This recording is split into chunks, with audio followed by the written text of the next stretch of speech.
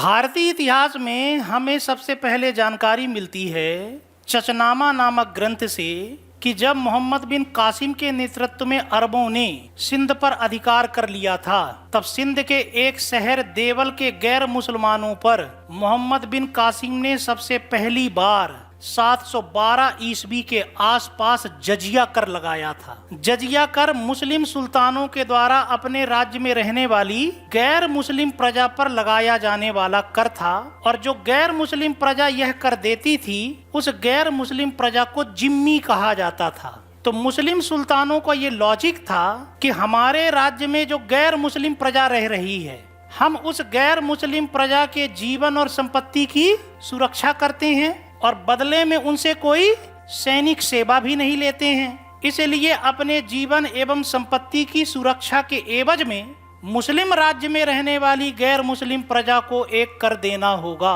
उसी कर को जजिया कर कहा जाता था।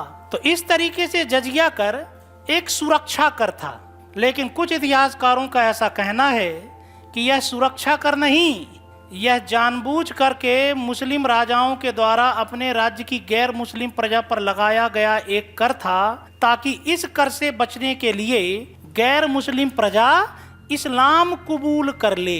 जजिया कर की मात्रा बहुत ज्यादा नहीं होती थी।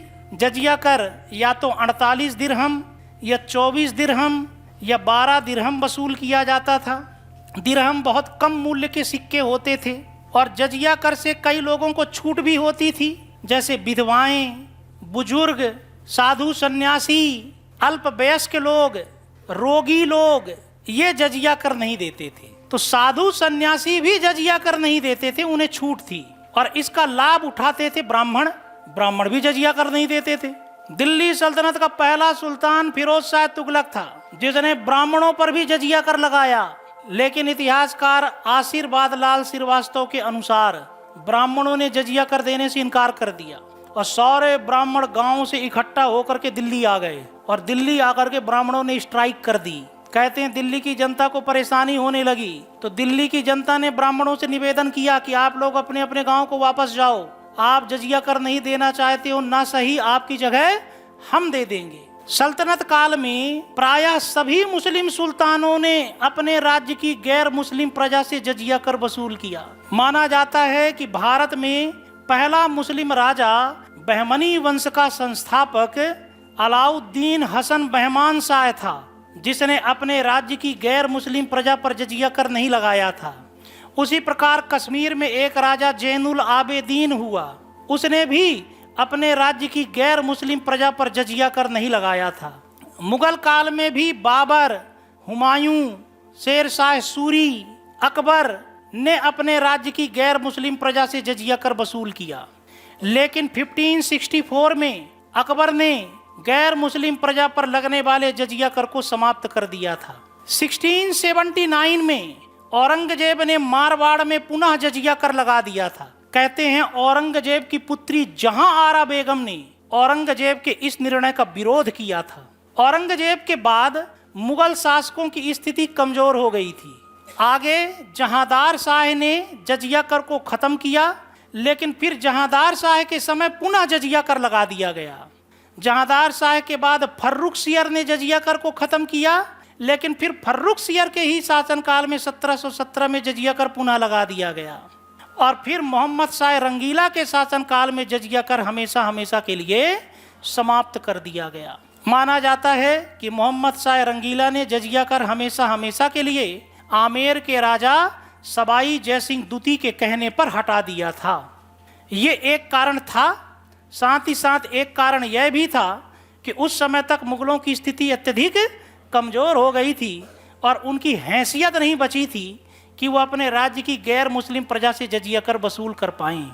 एक बात बड़ी आश्चर्यजनक है कि यदि जजिया कर सुरक्षा कर था, तो ऐसा सुरक्षा कर हिंदू राजा भी अपने राज्य की मुस्लिम प्रजा से वसूल करते थे।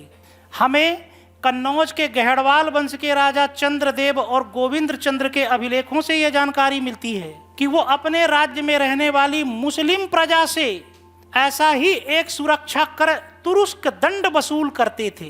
तुरुस्क अर्थात विदेशी आक्रमणकारी, मुख्यतः तुर्क।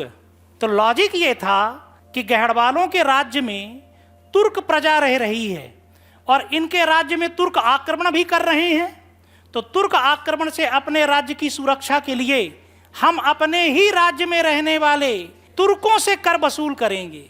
तो गहड़वाल वंश के राजाओं ने तुर्कों पर भी एक कर लगाया था, तुरुस्क दंड, जो एक तरीके से जजिया कर के समान सुरक्षा कर ही था। उसी प्रकार आप देखोगे कि शिवाजी ने भी अपने पड़ोसी मुस्लिम राजाओं से सुरक्षा के नाम पर एक कर वसूल किया था, जिसे चौथ कहते थे। चौथ उत्पादन का 1/4 होता था। चौथ वसूल करने के पीछे लॉजिक ये था कि आप हमारे पड़ोस के मुस्लिम राजा हो, आपको कर देना पड़ेगा चौथ नामक कर, अन्यथा हम आपकी क्षेत्र की सुरक्षा की गारंटी नहीं लेते। हमारे कोई भी मराठा सरदार आपके क्षेत्र में घुस करके लूट मार कहेगी तो उसमें हमारा कोई उत्तरदायित्व नहीं होगा। तो चौथ इस एवज में वसूल किया जाता था कि यदि आप हमें चौथ दोगे तो हम आपके सीमावर्ती क्षेत्रों की रक्षा करेंगे, अन्यथा आपके सीमावर्ती क्षेत्रों में हम लूटमार करेंगे। तो जजिया कर जैसे कर गहड़वाल वंश के राजाओं के द्वारा तुर्कों से वसूल किए गए, जिसे तुरुस्क दंड कहा जाता था, और मराठों ने अपने पड़ोसी मुस्लिम राजाओं से वसूल किया, जिसे मराठा चौथ कहते थे।